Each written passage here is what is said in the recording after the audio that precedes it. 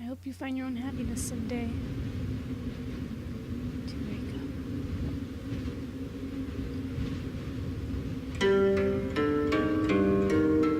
Hello, everyone. My name is Jaybird, and welcome to 6 Days of Snow. This is a kinetic visual novel that is it's about you know what? Why am I even gonna bother trying to explain what it's about when I could just, play the game? So, without any further ado, let's start. I hope this isn't too loud. The first day. I hope this isn't too loud.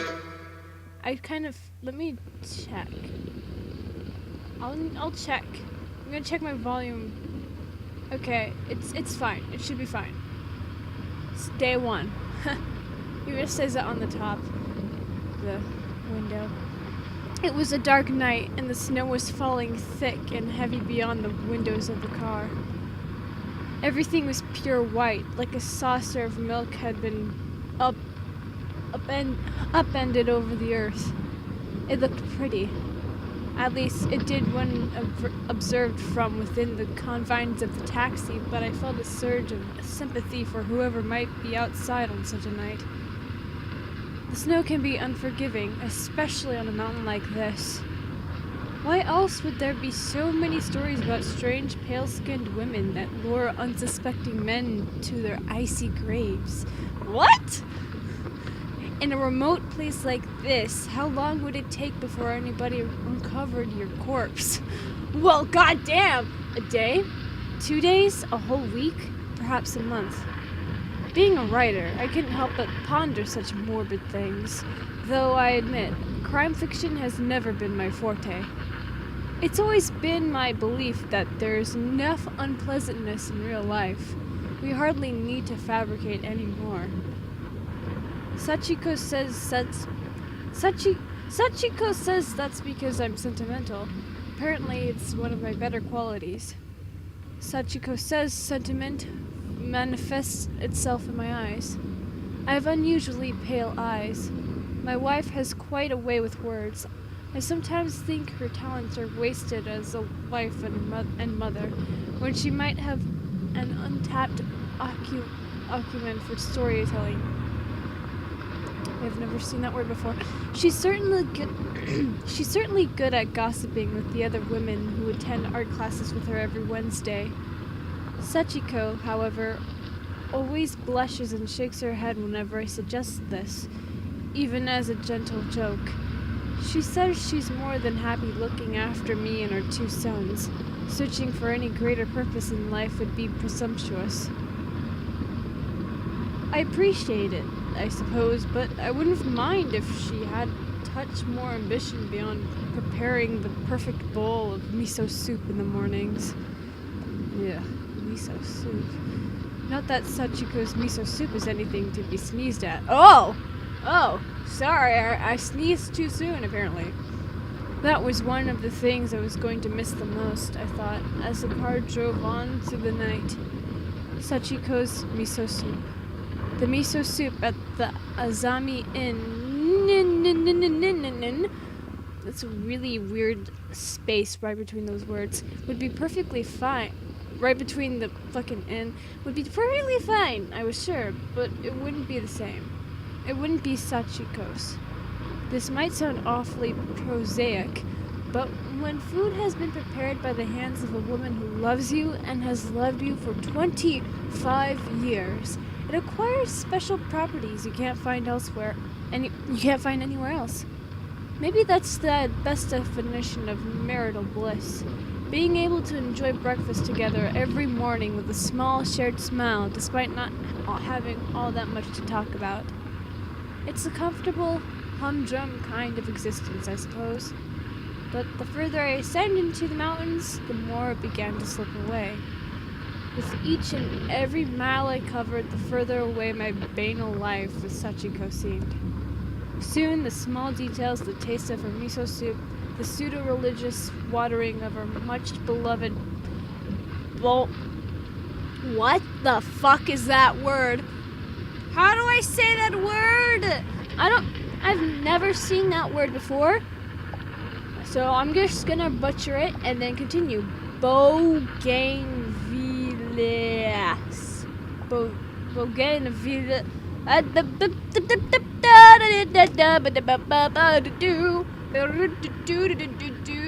I've never seen this word before. Let's look it up instead of just trying to say it on my own. Pronounce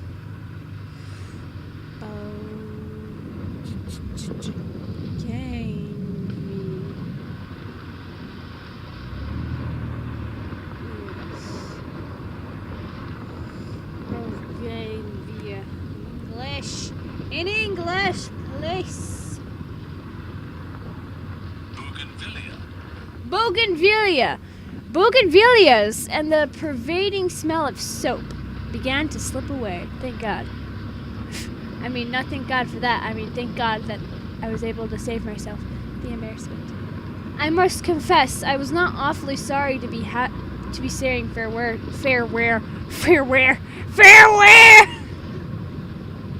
God damn it! I must confess, I was not awfully sorry to be saying farewell to any of it. It wasn't that I did not care for Sachiko, because I did. I still do. We had fallen into a rut. That was all.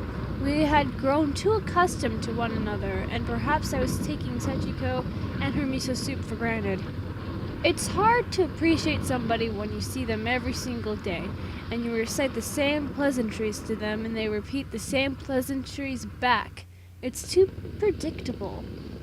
It would be like playing shogi while being able to read your opponent's moves 5 turns in advance. Where's the fun in that? To put it another way, our daily routine had become far too familiar, to the extent that it was almost painful. I wasn't trying to run away from Sachiko, I told myself. That wasn't it. I just needed a change of space, a change of pace. I wanted to remind myself how much my wife meant to me. I wanted to remind myself why I loved her. I was journeying away from my wife so I could learn to miss her again, which would hopefully make our eventual reunion all the more sweeter. After giving it some thought, I decided upon the perfect location wherein I could ruminate on my marriage. That would be the snow-capped mountains in Hakuba, more than half an hour away from human civilization. There would be no people at the Zami Inn to disturb my solitude, just the snow and the stars. And that was fine by me. The young boy driving the taxicab hummed under his breath a song I did not know and tapped his fingers against the wheel. "We're almost there," he said, and turned to me and smiled. The darkness obscured much of his face, but I could see the reassuring gat-toothed grin. Oh wow. One of his front teeth was missing. I thought it was rude to ask why, so I didn't comment, but I couldn't stop myself from fabricating stories. "How far is it now?" I asked him, hugging my trunk a little closer to my chest. Sachiko had helped me pack before my departure. I told her she needn't have bothered, but she was insistent. Despite being such a quiet, retiring woman, Sachiko can be awfully insistent about the most mundane of things. "Not too far now," said the boy, though boy might be a touch demeaning, as he must have been in his early 20s. 3 or 4 minutes, maybe 5, accounting for traffic. That was probably supposed to be a joke. We hadn't passed a single car during the journey from the train station. I must admit, I was a bit relieved. The road was so poorly lit, any oncoming cars could have spelt disaster. "It's not like you need to get there in a hurry, is it?" asked the boy. "What are you doing up near Hakuba, if you don't mind me asking?" "Oh, I don't mind at all," I said politely. "I'm a writer. I thought going somewhere remote would help me focus, generate a few ideas, that kind of thing." "Oh, an author?" he whistled, sounded genuinely impressed. "Written anything I'd know?" "I doubt it. I'm not well known by any means, but I make enough to pay the bills." "Well, what more can a man ask for? I'm not too world-wise, but that sounds like Success story to me. Not many people who want to be authors make so much as a penny. Yes, I suppose so, I said, running a hand through my hair. Sometimes I forget. I have a lot to be thankful for. And what kind of things do you write? Newspaper articles, journalism?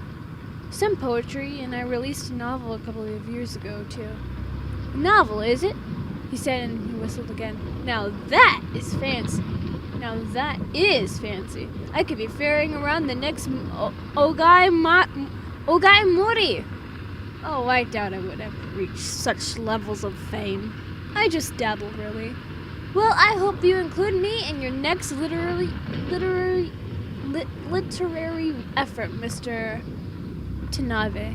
Tanabe. Yeesh! How the fuck do I say that? How the fuck do I say that, huh? How the fuck?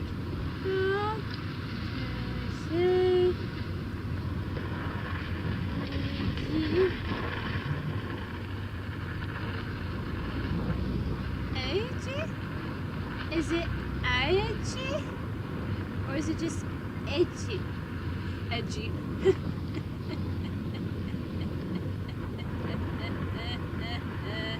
Edgy. Tanabe, Edgy. Edgy. All right, Mr. Tanabe, I'll remember that. And he nodded his head determinedly, like a chicken pecking up words. That was a cruel simile, though, and I chastised myself for thinking such a thing. I hadn't realized it, spending so much of my life inside the city, but I could be quite a snob. That was another reason, I told myself, why going to the countryside would be good. It was always useful to see new sights and broaden my horizons, open my mind.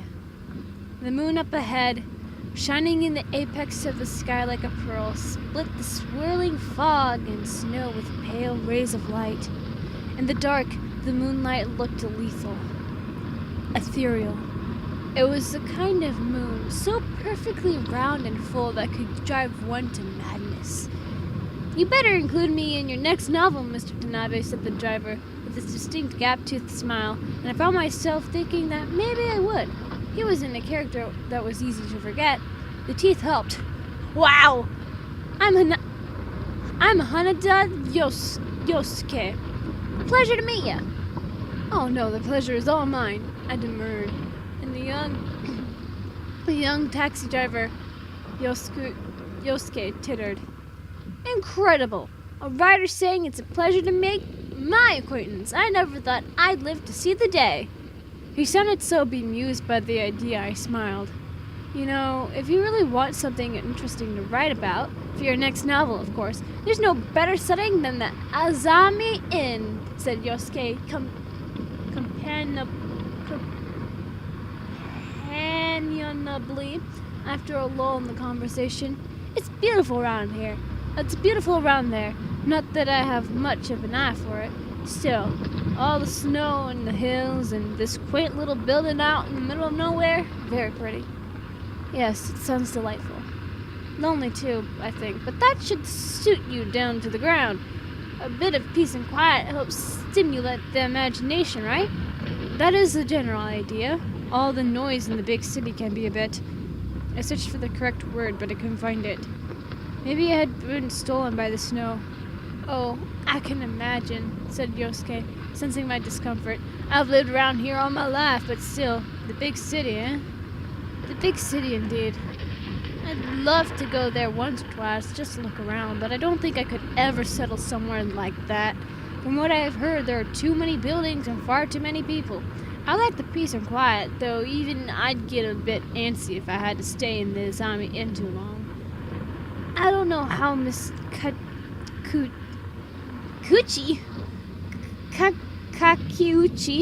Miss Kakiuchi does it. The proprietress? Yes. The one and the same, said Yosuke with a nod. She's been living up there for, gosh, I don't know how long. Maybe longer than I've been alive, because as long as there's been the Azami Inn, there's been Miss Kakiuchi. She used to run it with her husband, so maybe she wasn't too lonely before, but he's dead now. Died years ago. I looked at Yosuke, intrigued. Ideas began to grow inside my head, just like acorns sprout into proud oak trees. What happened to Mr. Kakiuchi? I asked as casually as I could muster, but my efforts were probably in vain. I'd already told Yosuke I was a writer, and people will never trust writers. At least they shouldn't. We crowd around misery like vultures and pick the bones clean until there's nothing left. Yosuke, who didn't seem to be the most intelligent of people, was still sharp enough because he had grinned. It was a wolfish grin, all too fitting for the large pearly moon. Ah, so you're interested, are you, Mr. Tanabe? He asked. It is an interesting story, I can't help myself. And rather well known, too. There are all kinds of stories about the Azami Inn, as I said, and Miss Kakiuchi. Not all of them are pleasant, and I don't believe half of them, but they're very interesting. I should let you know, before you continue, that I don't write crime stories. Ah, well, more's the pity, said Yosuke with a shrug. When you get a pretty young woman and a dead husband, there are bound to be rumors. But the truth is a lot simpler. He was old, Mr. Kakiuchi. A good 2 decades older than his wife. And, when you're old and you live up in the mountains, chances are you'll catch a cold at some point and you won't be able to find off. So he died just like that. Just like that. Rather anticlimactic, all things considered, but people love talking. You can't stop them talking, even in a place like this. Yosuke smiled. I talk enough myself. My fiancée, Hatsumi, always berates me. Still, she can't hate it that much, or she wouldn't have agreed to marry me. You have a fiancée? Congratulations. Yosuke thanked me, smiling sheepishly. Honestly, I feel a bit sorry for Miss Kakiuchi, all things considered. She must be awfully lonely up there without a husband, and the residents of Higashikawa aren't too keen on her either. Doesn't she have anybody else? She has a daughter, sweet little thing, Reiko. Miss Kakiuchi has always been very protective, and no wonder after what happened to her husband. Reiko. I nodded my head. I would have to file this away for future reference. Doesn't she have any staff? Oh, she employs a few girls. Hatsumi was one of them, but it's a small business. She doesn't get many customers, you see. I see, I said, and I did see. I looked out the window and I could see the hills covered in snow, with yet more snow falling, and I saw only too clearly. I couldn't imagine many people coming to the Azami Inn. Not even those who were passionate about skiing. There were places to stay that were closer to the main roads, where you didn't have to hire a taxi and wend your way through the mountains for over half an hour to reach your destination. I did that one with breath. If Sachiko were here, I knew what she would say. None of this was very sensible. Still, as I wasn't a sensible man, but a sensitive one, this kind of location would, as Yosuke had said, suit me down to the ground. Okay. Oh. Oh my. Give me a second. I need to start something first. Give me a second. I'll be back. I'm not leaving. Trust me, I'm not leaving. I don't need my audience to be alone forever. Like, that's just cruel. I don't need people behind. People need to leave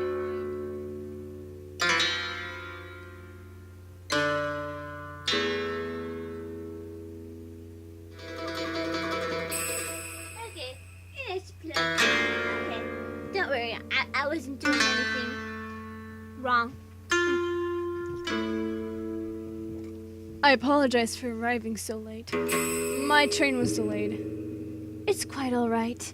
I expected as much, given all the snow. The woman I presumed was Miss Kakiuchi replied, I'm happy to receive any customers, no matter how late they may arrive. Business has been slow. What do you expect? She asked, with a touch of weary amusement in her tone. Her voice was soft, but there was a certain bite to it, some hardness I was not able to pin down. Perhaps a touch of hardness was only to be expected, coming from a woman who had lived in high up in the mountains for so very long. Had she been softer, I wondered, when her husband was still here? Was still alive? I would never know. I would never know. Now, Miss Kakiuchi. How can I describe her? Words failed me at the time, and they fail me even now. I suppose if I had to put a single word to it, she was beautiful. But that wasn't entirely right. She was the kind of woman who had been beautiful once. Beautiful enough to drive men to distraction. But old age had tempered some of her beauty, softening the edges so it no longer had an acute, piercing effect. That was a good thing, I think. Such beauty can be used as a weapon, holy fuck! Like an arrow, but this was an arrow whose tip had been sanded smooth. Her hair was dark and glossy, cut into a neat bob reminiscent of a kokeshi doll. It was an unusual choice for an older woman. She must have been in her 40s, but that only served to heighten my interest in her. Her eyes were the color of roasted tea leaves, and they were lined with thick, long lashes. When she blinked, her lashes fluttered in a beguiling manner that cast shadows against her face. Her skin was pale, and though there were some wrinkles around her mouth, it was unblemished, save for two small moles no bigger than pinheads beneath her right eye. She wore a modest kimono of muted colors and stood there regally, her hands held at her front. If looked at from afar, one could have been forgiven for thinking she was 10 or 20 years younger than she really was. But time waits for no man. At any rate, Miss Kakiuchi didn't seem to be the kind of person who steeped herself in her own nostalgia. Everything about her, from her tone of voice to the way she stood, suggested she was far too sensible to bother with such nonsense. She wasn't sentimental. Something about her posture almost seemed to defy sentiment. She wasn't like me. I suppose we were quite a poor match. In any event, I hope you enjoy your stay at the Azami Inn, said Miss Kakiuchi. It was a line she must have delivered many times, and she said it beautifully, like a skilled artisan might pluck a heart-rending melody from a kodo. I must confess I felt rather abashed. I had been imagining in my city born and bred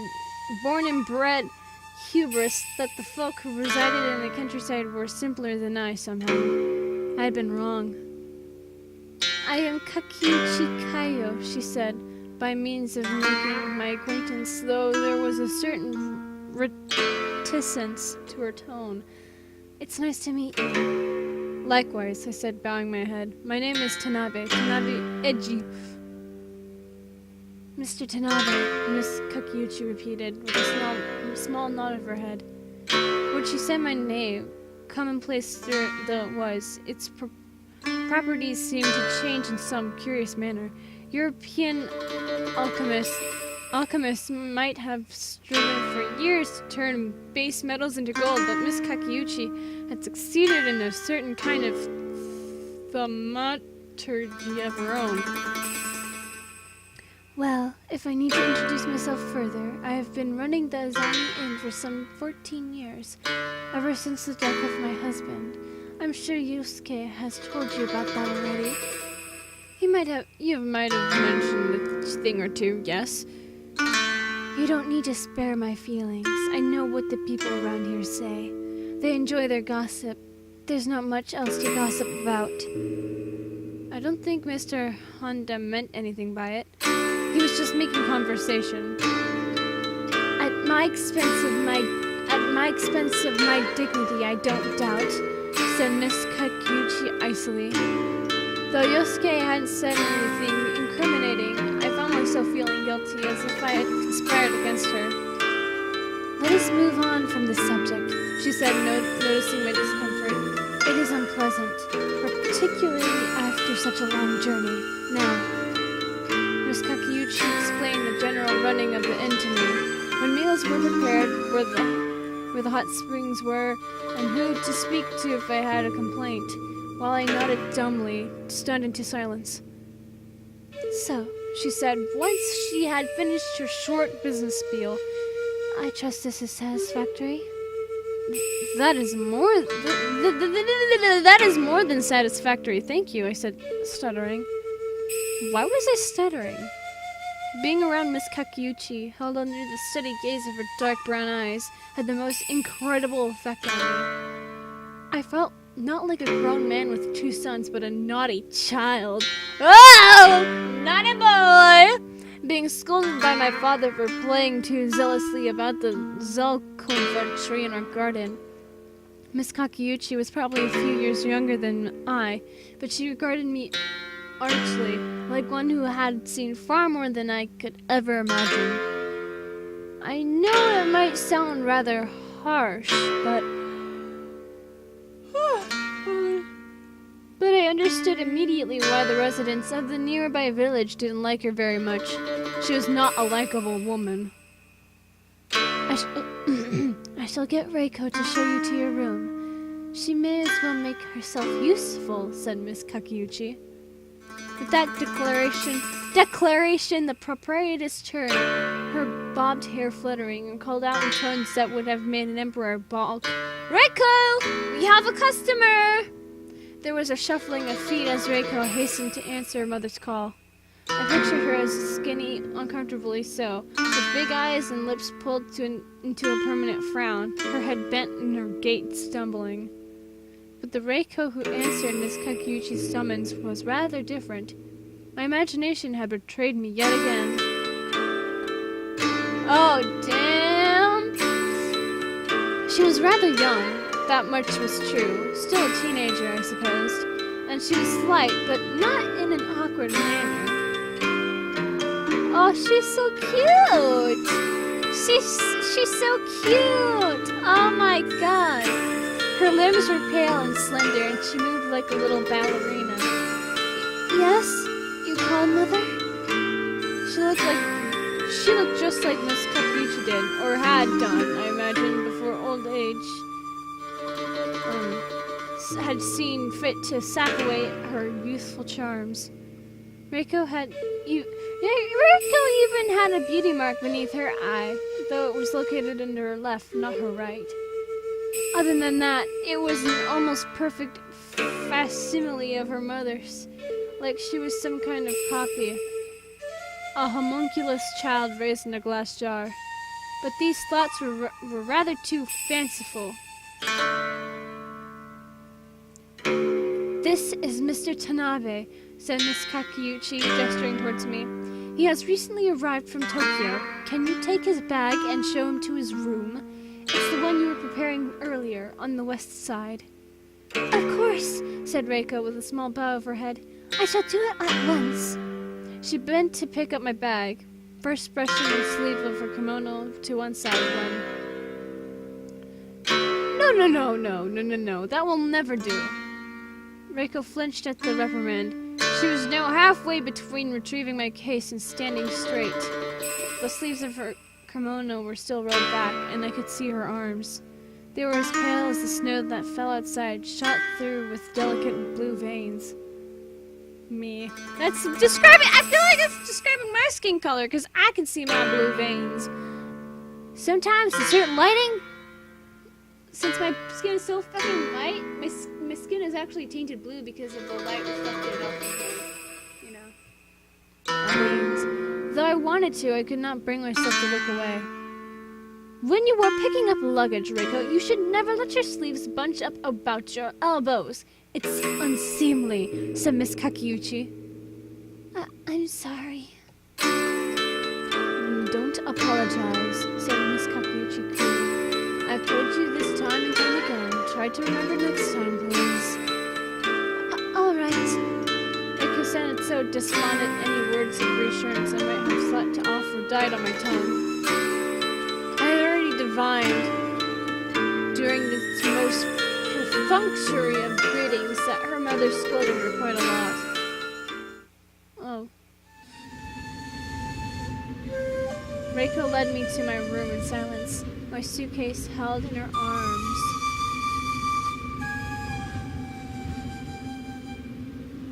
If the case was heavy for her, I did not know.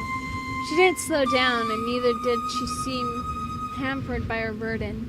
Her footsteps were slow and regular, like that of clockwork. Hemmed in by her kimono, she could only take short, dainty steps.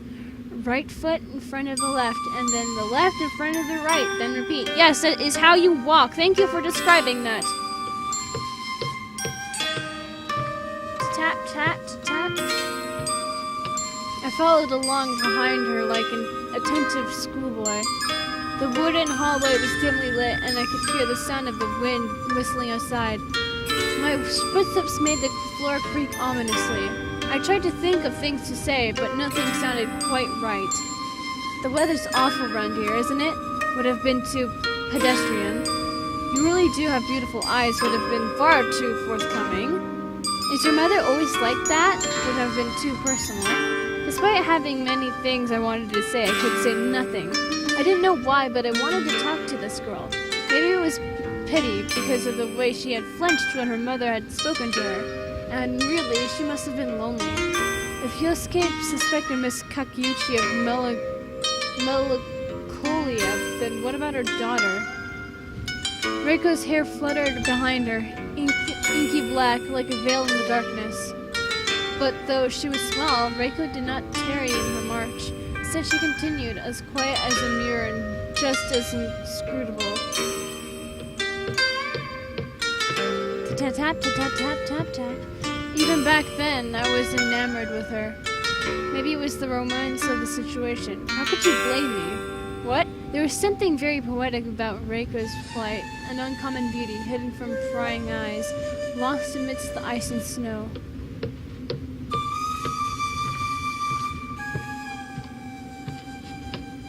After 20 seconds or so, I thought it seemed like longer. Though it seemed like longer, Reiko's footsteps stopped. She halted by a nondescript wooden door, much like the others that lined the hallway. Your room, she said by means of explanation, not that it needed explaining. I thanked her all the same and took my case from her outstretched hands. Our fingertips brushed for less than a second. Ooh! If I had been a younger boy, Kenji's age, perhaps, I fear I might have blushed. It's rather late, and we don't normally serve food at this time, said Reiko, addressing the floor rather than my face. But I'm sure the cook would be more than happy to prepare something for you. Mother said you traveled a long way. It's all right, I replied, though it had been some 5 hours since I had last eaten. I don't want to inconvenience you. But you're a guest, said Reiko. This time she did lift her head.